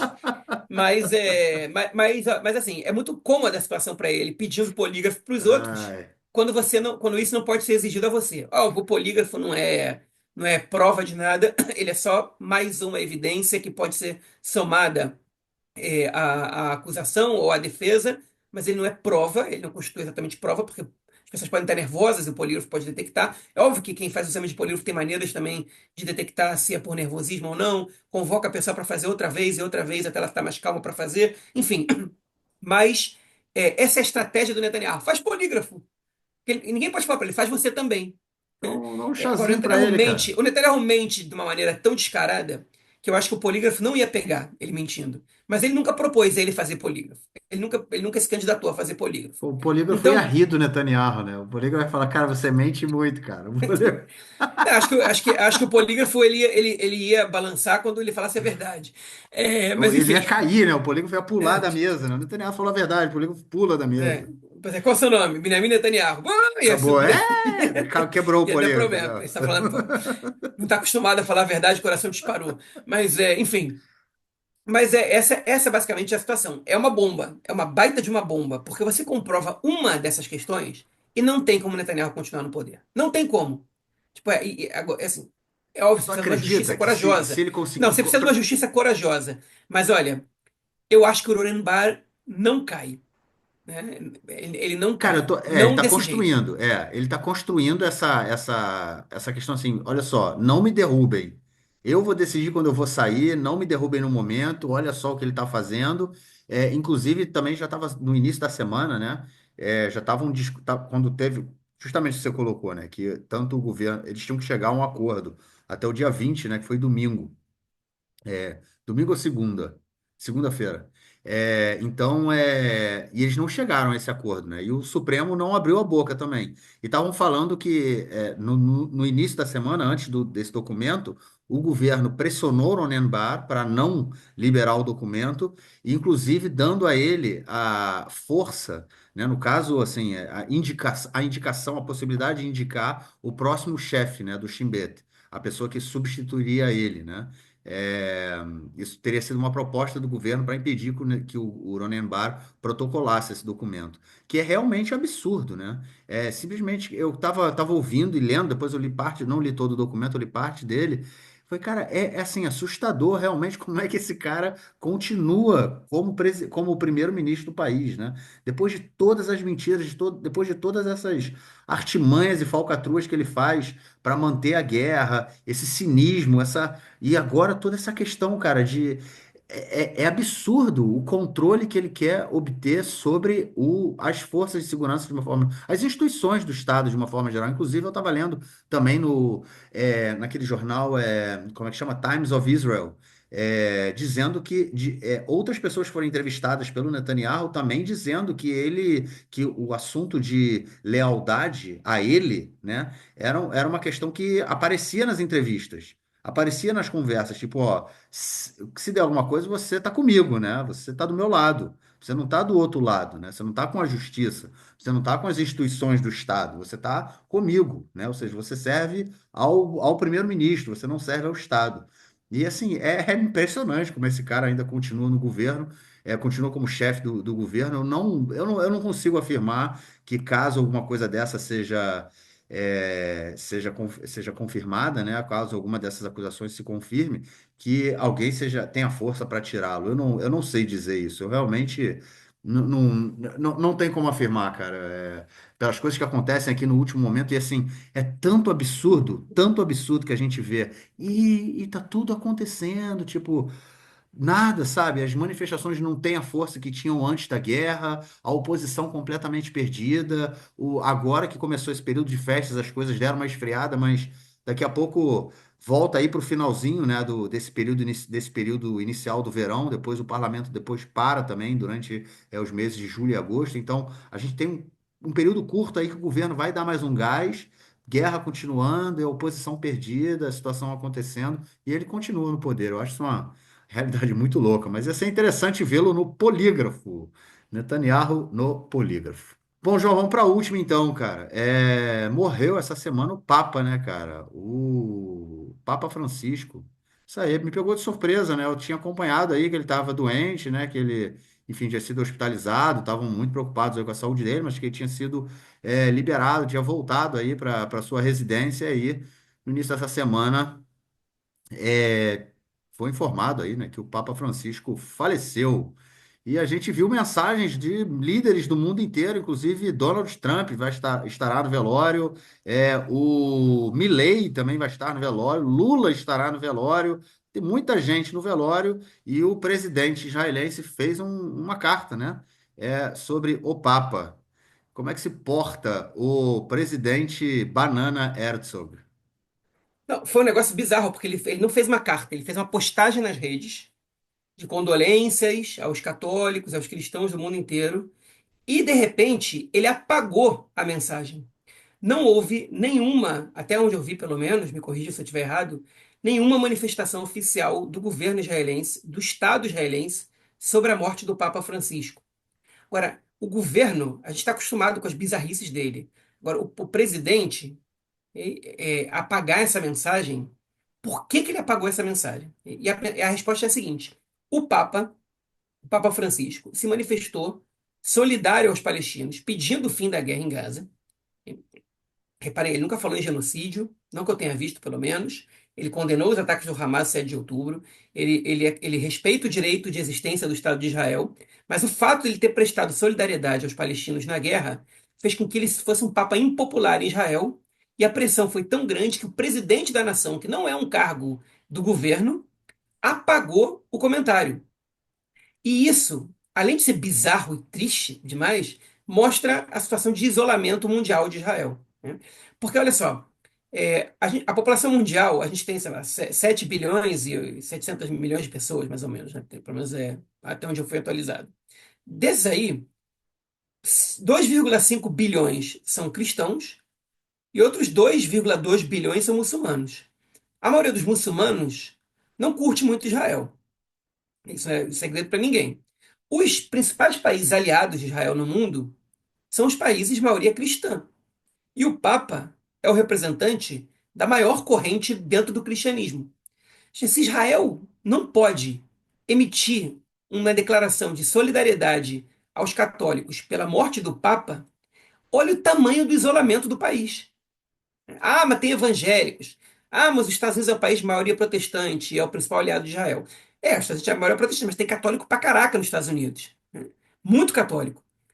Principalmente nas grandes cidades. A população das grandes cidades, acho que nas grandes cidades você tem mais católicos do que protestantes nos Estados Unidos, né? Isso mostra um isolamento e uma falta de noção do poder em Israel, de quem eles precisam se aproximar, né? Assim, eles não se aproximam de ninguém, né? Praticamente ninguém. Ah, mas a Índia, né? A Índia não é nem, a maioria não é nem católica, nem cristã, nem muçulmana. Primeiro que a Índia tem muçulmano pra caraca.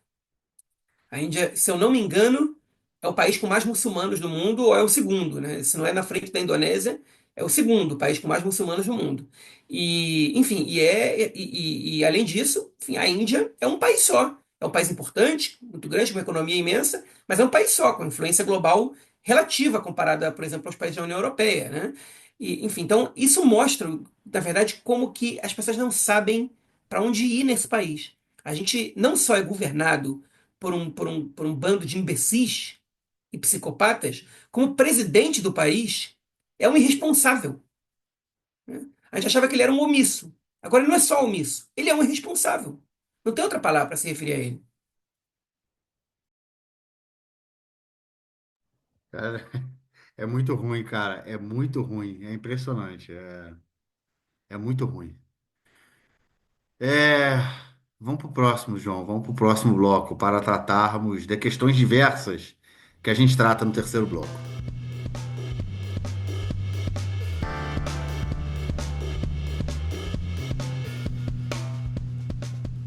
Bom, vamos começar então o nosso terceiro bloco com a notícia do esporte. É isso aí.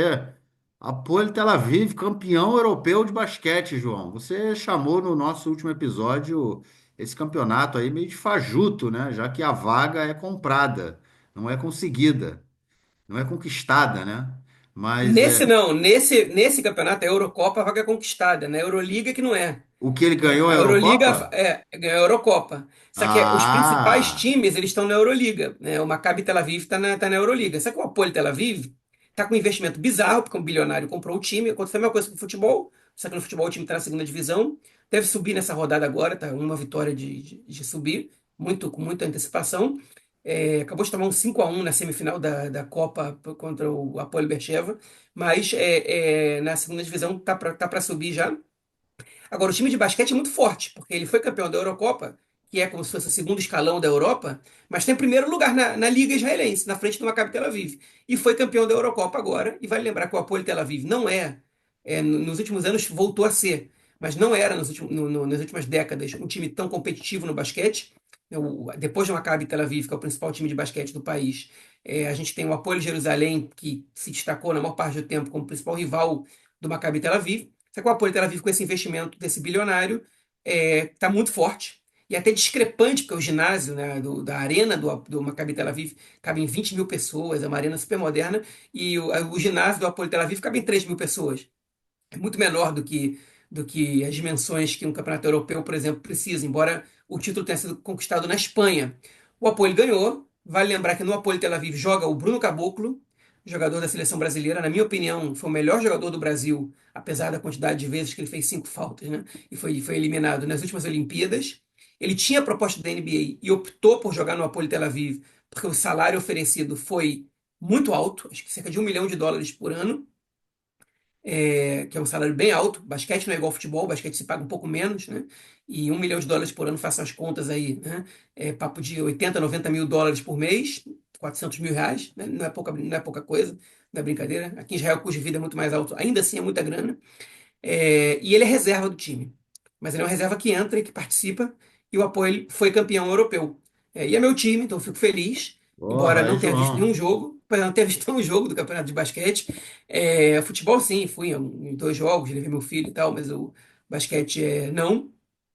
Mas enfim, tamo aí, legal, uma conquista pro Apoel, um time de tradição de esquerda, um time criado por operários, enfim, e que reocupa o seu lugar aí no cenário, tomara que desbanque o Maccabi na Liga Nacional, e que já acabar com aquela palhaçada de compra de vagas na Euroliga e que o campeão seja o representante do país, né? Seria o mais correto. Manda carta, João. Manda carta aí para a Euroliga, pô. Fala aí que tem que mudar. Tem que mudar. Vem cá, e a dica cultural, cara? Você vai falar aí para alguém ver o jogo de basquete do Apoio, cara? Não, olha só, eu queria recomendar um livro, mas ainda não acabei, então vou deixar Pô, para daqui a duas tu tá semanas. 2 semanas aí falando que tu ia acabar esse Pois livro, não é, eu não acabei, acaba. li 3 pouco, porque semanas. muito trabalho, muita complicação, Pô, então eu avancei pouco, então eu vou esperar, tá muito bom. Mas eu vou espera, recomendar espera. um, eu vou recomendar um museu para as pessoas que visitarem Israel, um museu em Jerusalém, que é o Museu na Cava Tefer, que é o Museu da Linha Verde.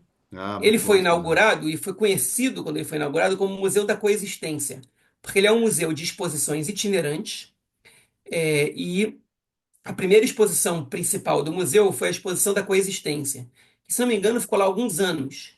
Depois, o museu troca de exposições, mas são sempre exposições muito legais, muito interessantes, enfim, que são feitas por artistas muito modernos e que trabalham o tema da tolerância, enfim, temas progressistas e tal. E todas as vezes que eu fui nesse museu, eu gostei muito de ver as exposições que estavam lá. E por que que é o Museu do Cava Tefer? Cava Tefer é o que a gente traduz como a linha costurada, que é a linha verde. É a linha que divide a Jerusalém, que foi parte da Jordânia depois da Guerra de 48, e a Jerusalém que era parte de Israel, ou, em outras palavras, Jerusalém Ocidental e Jerusalém Oriental. E o museu fica bem na rua que divide os dois. Ele fica do lado ocidental, mas do outro lado da rua já é o lado oriental. Então, quem vier a Israel, vale muito a pena frequentar esse museu. Não é uma região perigosa de ir, especialmente perigosa, pelo menos. Enfim, tá aí. A gente recomendou já um monte de coisa. Museu foi a primeira vez. Fica a minha recomendação. Tem esse museu do outro lado da rua, né? No caso, onde já é Jerusalém Oriental, é onde era o prédio que era o principal checkpoint ali, se eu não me engano, né? Que hoje é um prédio que é usado pela ONU ainda, um prédio que é usado pela uma das agências da ONU que cuida de refugiados e Jerusalém. Então, eu acho que, se eu não me engano, é bem em frente, é onde é o prédio desse museu aí. É isso, João. Palavra da semana, cara. Pensou aí? Eu falei alguma coisa durante o episódio, eu até pensei em falar, mas enfim, não sei se tem alguma coisa que você pensou. Se eu lembrar o que eu falei, eu falo. Qual foi que a palavra que eu falei? Eu vou trazer uma palavra que tem a ver com o que a gente comentou no início do episódio, que é a palavra cariz, que Cariz. significa tubarão. Cariz, o É, ataque de tubarão, né? É um nome de um animal. A gente falou de Kelev também, que é cachorro, né? Kelev, cachorro, que em árabe é Kalab, e tubarão, que eu não faço a menor ideia de como se fala em árabe, mas em hebraico é Cariz. E houve um ataque de cariz. Cariz, inclusive o filme Tubarão do Spielberg, o nome é Hakarish, em hebraico, né? Quando você falou que o Enfim, Henry mora em Harish, eu ia falar do Cariz, cara. Né? Lembra, né? Enfim, Harish fica perto de Redeira, relativamente. A praia mais perto de Harish é a praia de Redeira, onde houve o ataque do tubarão. Mas Harish não tem nada a ver com Carish, Harish tem a ver com Horus, que é um tipo de vegetação de meia altura que é muito encontrado na região ali, então que chama Horus, e por isso o nome da Meia cidade é altura? Harish, porque ela está. Que Meia vai altura? mais ou menos até a altura da barriga, Um né? metro e Não são meio? árvores longas, 1 metro, 1,20 m, não são árvores muito, muito altas. É uma vegetação que não é exatamente rasteira, é de meia altura. Isso eu aprendi no curso de guia turístico, que eu não terminei, Que mas enfim, isso? que chama Horés. E aí Harish fica numa região que tem muito Horés, né? Então, várias palavras a gente viu hoje, tá vendo? Não foi Acabou, uma a galera só, vai foram terminar esse várias. episódio aí poliglota, né, cara? Arrebentando no hebreu. É isso, João. De acordo com a nossa pauta, cara, ficamos por aqui. Algo mais a declarar? Tem sim. Estamos no episódio 297 Ó, e no episódio chegando, hein? 300 a gente vai fazer um especial com mensagens dos ouvintes e das ouvintes. Então, quem tiver uma coisa legal que aconteceu, que tem a ver com o nosso podcast, alguma situação que aconteceu quando você estava escutando, a forma como você descobriu, alguma coisa que você riu que a gente falou, alguma coisa que você odiou que a gente falou, porque a gente falou alguma coisa que não tem nada a ver na tua opinião, qualquer história que você considere interessante, que vale a pena ser escutado pelos outros e outras ouvintes da gente, manda pra gente. Se vocês não têm o nosso número de WhatsApp para mandar mensagem por áudio, podem mandar por áudio no Instagram ou podem procurar a gente. Se for uma pessoa legal, eu dou meu número de WhatsApp. Ó, isso Alguns aí. já procuraram a gente.